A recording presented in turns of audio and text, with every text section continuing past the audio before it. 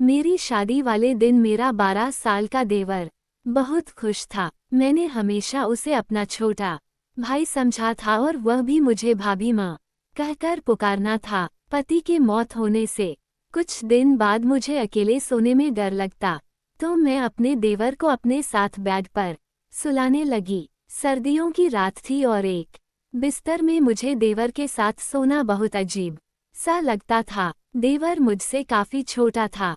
वो 12 साल की उम्र में भी 18 साल का जवान लड़का लगता था। पति की मौत के बाद मेरे बहुत मुश्किल से ही गुजारा किया था, लेकिन कब तक मैं इस तरह गुजारा करती।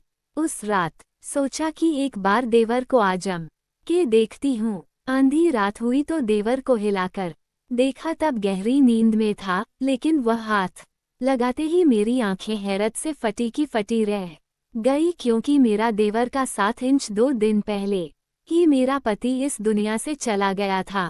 मेरे घर में मेरे सास, ससुर और नंदे भी नहीं थी। मेरे पति का इस दुनिया में अपने छोटे भाई के अलावा और कोई नहीं था। समीर की उम्र 12 साल की थी। वह मुझसे छोटा था। जिंदगी में मैंने कभी उसे छोटे भाई से ज्यादा कुछ नहीं समझा था। मेरा देवर 12 साल का था। मैंने उसे हमेशा ही बच्चों की तरह समझा था। जब मेरी शादी हुई थी तो वह मेरी शादी वाले दिन ही बहुत खुश था। कहता था कि मुझे नई माँ मिल गई है, लेकिन मेरी माँ मुझे यही समझाती रहती थी, बेटा तुम्हारा देवर तुम्हारा बेटा नहीं है, इससे फासले पर रहना। थोड़े अरसे के बाद वह बड़ा हो जाएगा, फिर उसका और तुम्हारा पर्दा लाजिम होगा। इसलिए तुम अब इसे आदत डालो कि वह तुम्हारे कमरे में बिना रोक टोक न आया करे।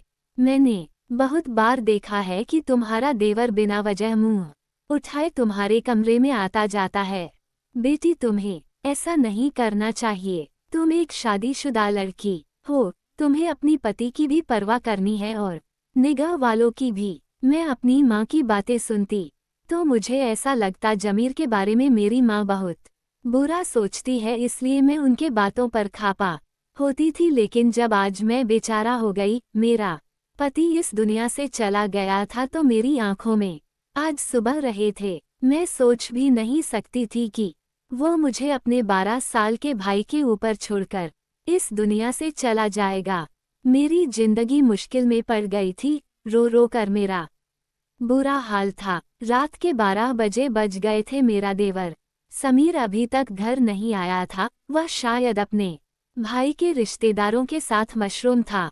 मेरा दिल मुतमई से हवाले से था कि चलो वह घर नहीं आता तो ज्यादा अच्छी बात है, क्योंकि अगर वह घर आ गया तो मुझे भी गैर महसूस होगा।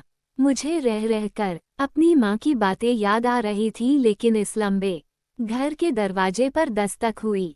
मेरा दिल उछलकर हलक में आ गया। मैंने सोचा कि पता नहीं कौन होगा, मगर बाहर से समीर की आवाज आई, भाभी दरवाजा खोले हूँ। मैं नहीं डरते डरते ही दरवाजा खोला था।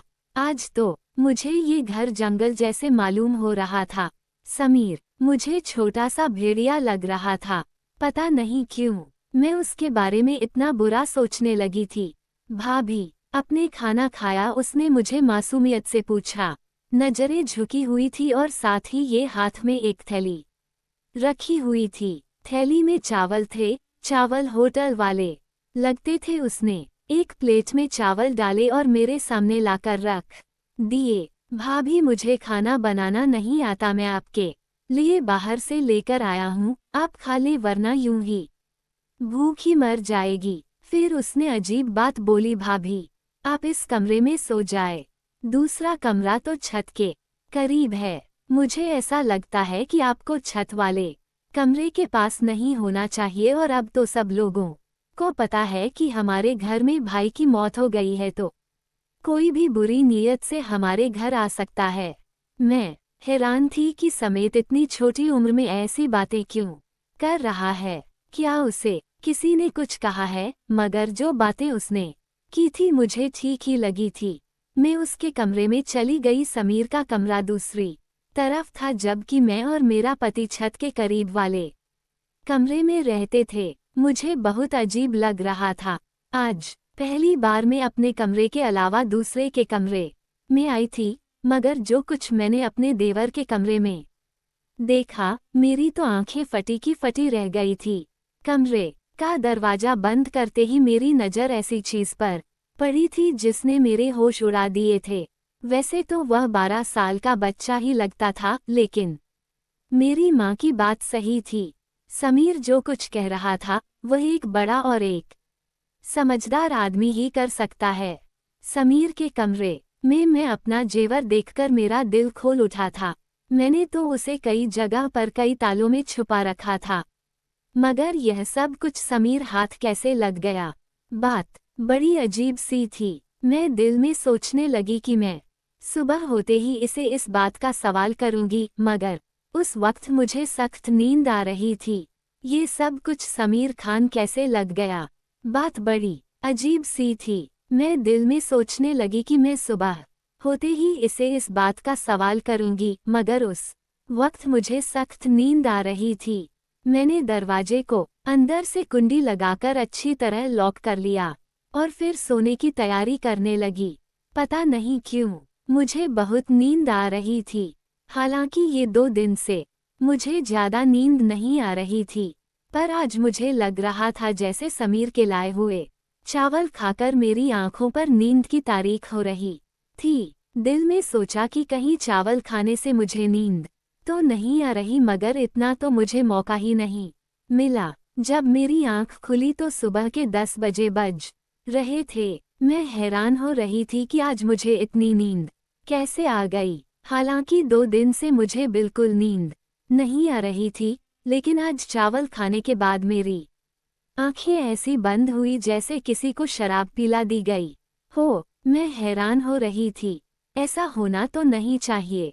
मेरे दिल में ये बार बार एक ही ख्याल आ रहा था, कहीं से मिर के लाए हुए चावलों को खाकर मैं बेहोश नहीं हो गई। लेकिन आखिर से मेरे ऐसा क्यों करता?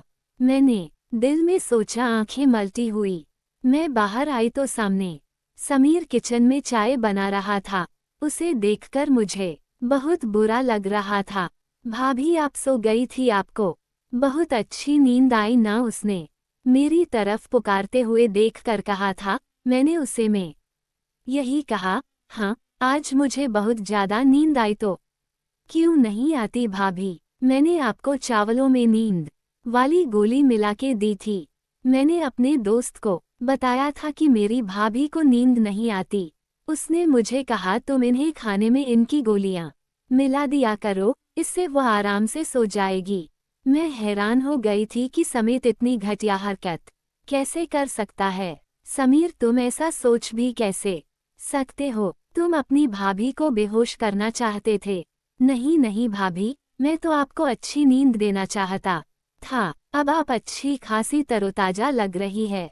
ये ले चाय पिए। उसने चाय मेरे सामने रखी तो मैं शक में पड़ गई। तुमने इसमें भी कुछ मिलाया तो नहीं है? भगवान की कसम भाभी, वह तो मैंने आपकी नींद के लिए, आपके सुकून के लिए गोलियां मिलाई थी। आपको शक है तो ये चाय मैं आपके सामने खुद पी लेता हूँ, बल्कि हम आंधी आंधी पी लेते हैं। उसने इस गिलास के घुट भरते हुए मुझे दिखाया तो मैं यकीन कर बैठी। मैंने कहा कि ठीक है, मुझे माफ कर दो। मैं तुम्हारे बारे में ये शक्की हो जाती हूँ। मैं समीर का चेहरा देखती तो उसकी मासूमियत पर मुझे यकीन आ जाता था, क्योंकि वाकई उसके चेहरे पर बहुत ज्यादा मासूमियत और शराफत थी। मैंने आज उसे कुछ नहीं कहा था। जानना चाहती थी कि वह आगे खुद से क्या कहेगा, क्योंकि जो कुछ मैं उसके कमरे में देख आई थी उसकी तो कोई माफी नहीं थी। थोड़ी देर बाद उसने खुद ही मुंह खोल लिया। भाभी, मैं आपके जेवर बेचना चाहता हूँ। मेरा एक बहुत ही जानने वाला और ईमानदार अंकल है। वो हमारे जेवर बेचकर हमें बहुत सारे पैसे देंगे। हम उन पैसों से ये मकान खरीद लेंगे। इसकी राय के मकान में हम कब तक रहेंगे? मालिक, मकान तो परसों किराया लेने आ जाएगा। हमारे पास तो पैसे ही नहीं हैं। समीर की बात सुनकर मैं हैरान हो गई थी। अभी तक ऐसा तो मैंने सोचा भी नहीं था, फिर वह कैसे सोच सकता था? बात बड़ी अजीब थी। मैंने कहा, समीर, तुम्हें ये ख्याल कैसे आया कि हम एक नया घर बनाए? भाभी मुझे आगे शादी भी करनी है। हमें सारी जिंदगी एक साथ रहना है। हमारे पास एक नया घर होना चाहिए और किराए के घरों में तो सिर्फ इंसान जलील और रुस्वा होता है। समीर की बात ठीक थी, इसलिए मैंने उसे जेवर वाले मामले में कुछ नहीं कहा, लेकिन मुझे डर था कि वो वह जेवर बेचकर हमारे पास अगर पैसे ना आए तो क्या होगा। मैं एक बेवा औरत थी। मेरा देवर 12 साल का था, तो ऐसे में ये कोई भी हमें आराम से आसानी से धोखा दे सकता था। मैंने इस बारे में मैं किसी से मशवरा कर लूं। मैं अपने मायके वाले से कहती हूँ, वो मेरी मदद जरूर करेंगे। समीर तो छोटा बच्चा था, जबकि इस बात पर मुझे अभी तक गुस्सा था कि उसने मेरे कमरे से आखिर इतने ताले तोड़कर वह जेवर निकाला कैसे। प्रश्नवाचक चिन्ह। जबकि ताला टूटे हुए भी नहीं थे। इस जेवर के बारे में मैंने समीर को बताया भी नहीं था। मुझे अब समीर पर गुस्सा आ रहा था, लेकिन वो जो भी करता आखिर में उसकी ऐसी हताहत करता कि मैं मुतमईन हो जाती। मैंने अपने माइक वालों से कहा कि मुझे ये जेवर बेचकर घर खरीदना है। उन्होंने मुझसे कहा, नहीं, घर लेने की जरूरत नहीं है, तुम अब बेवा हो चुकी हो, तुम्हें अब हमारे घर आना होगा। पर मैं उनके घर नहीं जा सकती थी। मैं जानती थी कि मेरे भाई अपनी बीवियों के गुलाम हैं। वो अपनी बेव बहन को कभी भी सहारा नहीं देंगे। जिंदगी भर इंसान उनके सहारे नहीं रह सकता। अभी अच्छा मौका था, मैं अपना जेवर बेचकर एक घर खरीद सकती थी। मेरे पति ने अपनी जिंदगी में मेरे लिए काफी सारा जेवर बनाया था, मगर अपने भाइयों की नीयत देखकर मैंने वहां जेवत देने का इरादा तय कर दिया। अब मैं समीर के सहारे ही चल रही थी। मैंने कहा, समीर तुम चाहे तो वह जेवर बेच दो। मैं अपनी माइक्रो वालों से और उनके रवैये से मायूस हो गई। समीर ने अपनी उन्हीं अंकल को वह जेवर जाकर दे दिया और 2 दिन के बाद हमें एक बहुत मुनासिब जगह पर घर ढूंढकर घर की चाबी और घर के कागजात उन्होंने समीर के हवाले कर दिए। मैं तो इस सारे अमल पर हैरान रह गई कि 2 दिन में इतनी जल्दी यह घर हमें कैसे मिल सकता है, जबकि लोगों को काफी सारा काम भी करना पड़ता है। घर का इंतकाल, घर के कागजात, बहुत सारी ऐसी चीजें होती है जिन पर इंसान को मेहनत करनी पड़ती है, वक्त लगाना पड़ता है। जब समीर ने कागजात लाकर मेरे हाथ में रखे तो मैं हैरान रह गई थी। वह तो 12 साल का, मगर उसकी सोच बड़ों वाली थी। फिर उसने अजीब सी बात कही। कहने लगा कि भाभी हम सारा घर साफ कर लेंगे, तो आपसे जरूरी बात करनी है। आज समीर की आंखें तो अजीब सी लग रही थी। उसकी नजरों में कोई अजीब सी बेचैनी थी जिसे देखकर मैं समझ नहीं पा रही थी कि वो मुझसे क्या कहना चाहता है। उस वक्त में जल्दी में थी। हमने घर में सारा सामान भर दिया था। अब हमें आगे की फिक्र थी कि हमारा खाना पीना और राशन कहाँ से होगा, जबकि मैंने तो कभी जिंदगी में बाहर जाकर कोई नौकरी भी नहीं की थी। फिर समीर यह क्यों कह रहा था कि उसे मुझे कोई जरूरी बात करनी है। पता नहीं उसे मुझे क्या बात करनी होगी। मेरे जहन में बहुत सारे सवाल थे, पर मैं फिलहाल चुप रहना चाहती थी। शाम को मैंने सारा सामान अपनी जगह पर रख दिया था। वैसे भी हमारा सामान कम ही था, ज्यादा माल और दौलत तो नहीं थी जिसे हम लिए फिरते। मैंने सारा काम करने के बाद अच्छा सा खाना बनाया। मैं समीर का इंतजार कर रही थी, क्योंकि वो इस घर का हिस्सा था और मैं नहीं चाहती थी कि वह बाहर जाकर गंदा खाना खाए। मैंने उसके लिए खाना बहुत मेहनत से बनाया था, बिल्कुल वैसे ही जैसे अपने पति के पसंद से पहले बनाया करती थी। हर किस्म के लाड़ प्यार और नखरे उठाती थी। बहुत सारा खाना बनाने के बाद मैंने टेबल पर रख दिया और समीर के आने का इंतजार करने लगी, मगर आज वह घर नहीं आया। मुझे बहुत अजीब सा लगा।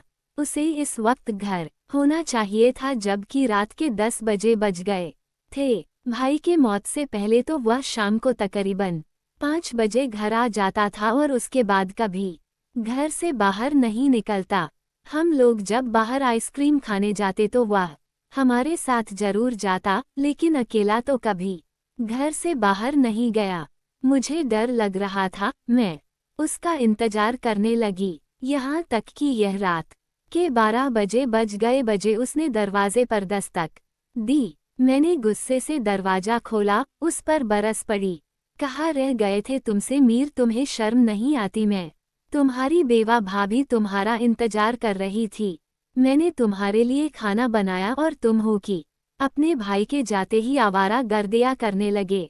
आखिर ऐसी कौन सी बात है जो तुम घर में नहीं कर सकते? तुम्हें बाहर जाना पड़ता है। तुम्हारे दोस्त को इधर ही बुला लिया करो। भाभी मैं ऐसा नहीं कर सकता। उसने नजर उठाकर मुझे ऐसे गुस्से से देखा कि मैं डर गई थी, मगर वह तो एक बच्चा ही था। मैंने दिल में सोचा मैं इसे डरा धमका तो शक्ति हूँ। मैं यही ख्याल करके उससे बात कर रही थी कि वह मुझ पर चिल्ला उठा, भाभी बस कर दे मुझे, अब आपकी कोई बात नहीं सुननी, और जो अपने खाना पकाया है वह आप खुद खा ले।